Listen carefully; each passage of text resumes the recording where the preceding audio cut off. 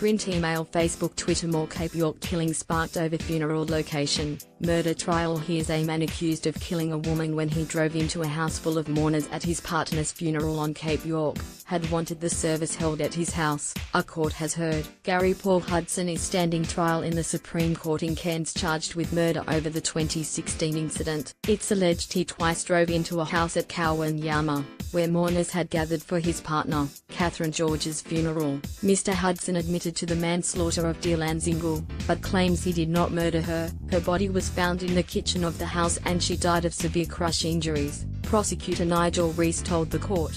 "Ladies and gentlemen, this was literally a death at a funeral," he said. "Dozens of people were injured, some seriously, forcing mass medical evacuations to Cairns." The court heard Mr. Hudson's partner of 2 decades had died of cancer in September 2016, and he had argued with her family after her death about where her funeral would be held. Mr. Hudson wanted the funeral at his house and her family wanted it at their home, which was on the same street, the court was told, contrary to an agreement struck at a mediation session the morning of the funeral, in which it was agreed Ms. George's body would be viewed at the morgue then taken to the church. The hearse instead went to Ms. George's family's home. Prosecutor Nigel Rees told the court Mr. Hudson was heard telling the people in the house, "You told me a lie, hold on all you, wait there."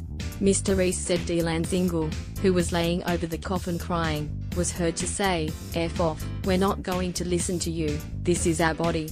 Mr. Rees said Mr. Hudson reportedly responded, "Oh yeah, alright, just wait here, I'll be back."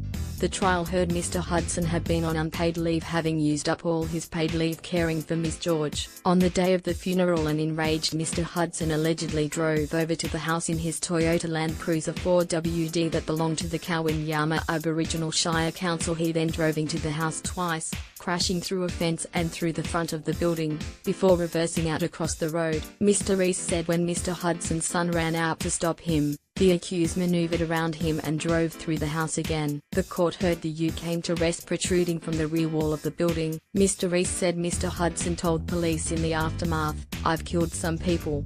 Do you want to lock me up?" The trial will hear from about 35 witnesses and has been set down for 4